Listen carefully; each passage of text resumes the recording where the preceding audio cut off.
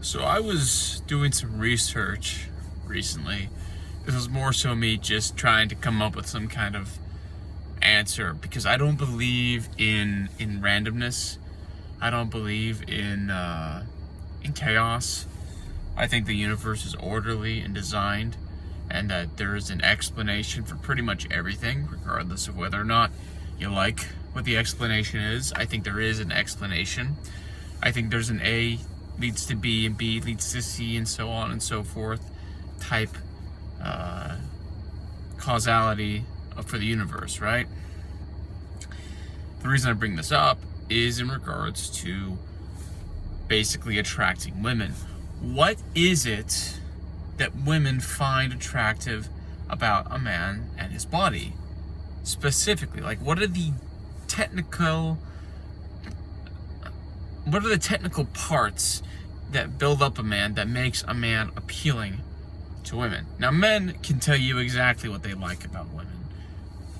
I can tell you what I like about women. It's very easy for us to articulate that, right? But women don't seem to articulate what they physically like about men. Very oftentimes what they'll do is they'll say how a man makes them feel without actually describing what the man looks like, or specifically his physical attributes that they like and they find appealing.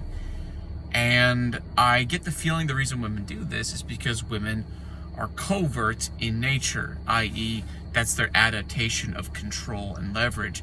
Because they're smaller, they're not as big as men on average. That kind of forces them to have to take the approach of using their words and being good at basically, articulating themselves and not being overt. Men are overt, right? Because of our physical nature, right?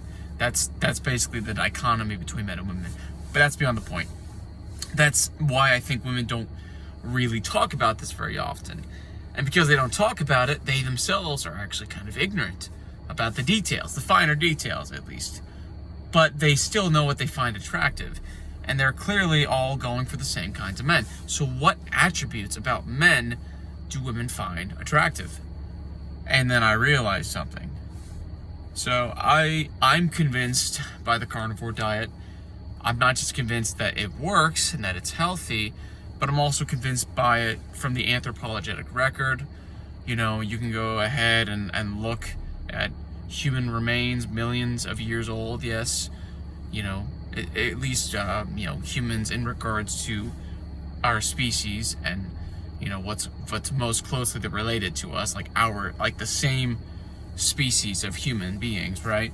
And we know that humans most likely have been eating high amounts of meat for the majority of our existence, okay? And there was a couple of different ways humans were able to catch and kill animals, large ruminant animals specifically, right? Something that's very unique to humans is our shoulders. Our whole bodies, actually, are practically designed for throwing. Yeah, I think that throwing was an adaptation humans basically got around to doing as their form and tool for killing animals, for being a predator, right? The same manner in which a lion adapts their jaws and their teeth and their claws to kill and to be predators, humans adapted the ability to throw, right? So they have extremely mobile and strong and robust shoulders and arms and hands and their whole entire back, really, that allows them to throw things with incredible force and precision and accuracy. This is something that pretty much no other animal on the planet is able to do. Some chimps and apes are able to mimic throwing, but goodness gracious, a 12-year-old can throw a baseball 60 miles an hour, on average, really. So this, going back to what makes men specifically attractive to women, it's our ability to hunt and kill. Okay, that's one aspect of it. That's one part I think women find attractive, right? So, subconsciously, like they're not consciously thinking about it, but attractiveness is really just communicating functionality, right? When you see someone who has developed biceps or forearms or shoulders, you know subconsciously that that person basically built those muscles through repetition, through discipline, through hard work. You immediately know this subconsciously just by looking at them 99% of the time, presuming they're not on PEDs or anything like that, right? So, you know, if we go back to a million years ago when we were all basically freaking daggone cavemen, I know that's not the technical term, right? But bear with me, you know, and we were a lot more intuitive to our instincts and to our more animalistic sides.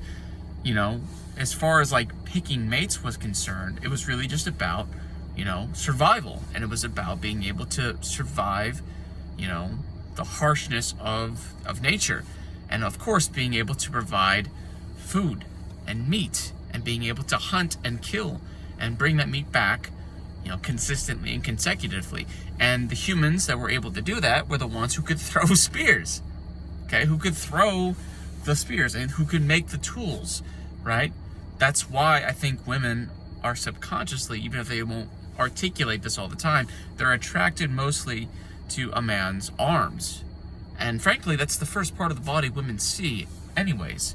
I'm not articulating this super well, but what I'm getting at here is I'm thinking that a man's physical features are more important than our faces. And my reasoning is this, okay?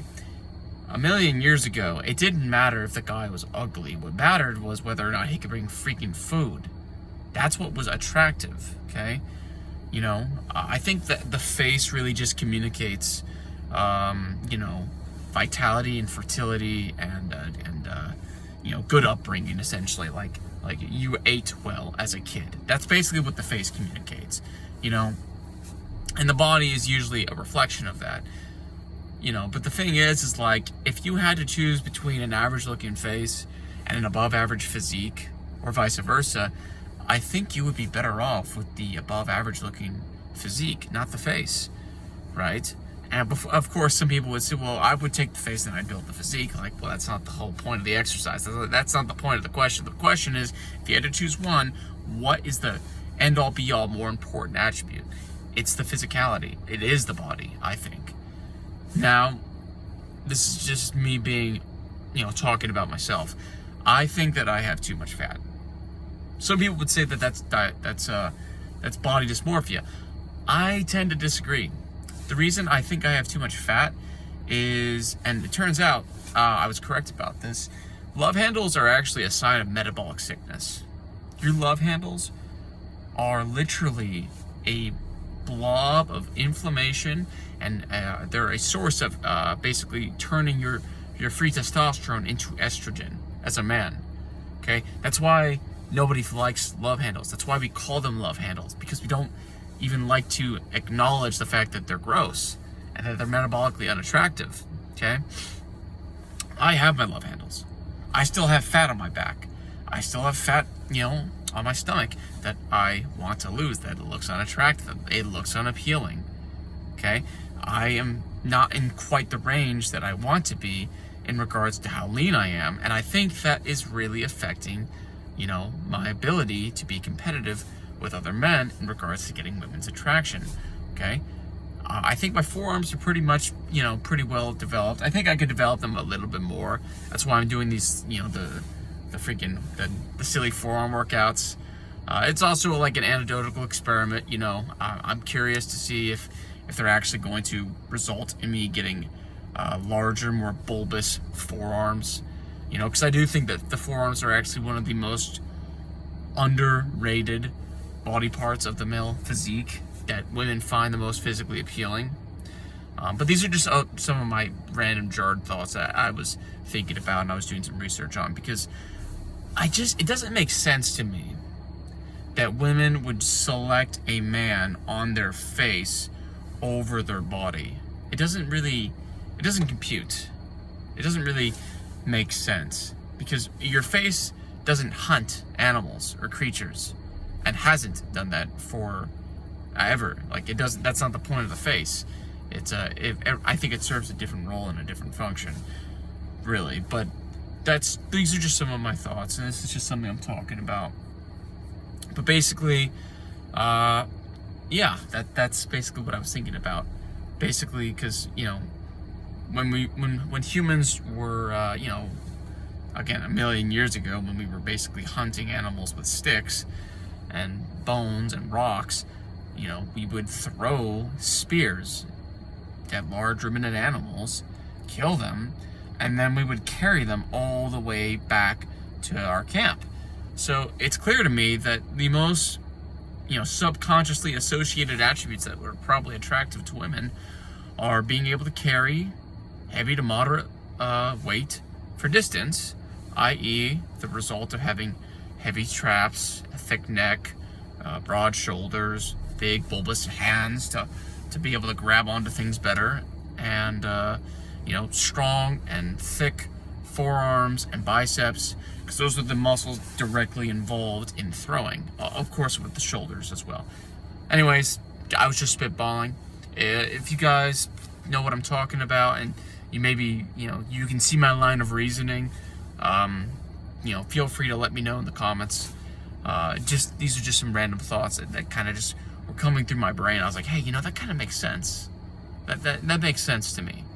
Obviously, that's not the only there's a lot more nuance to attraction between men and women and vice versa, but that's just, I think, something I thought about, Anywho, peace.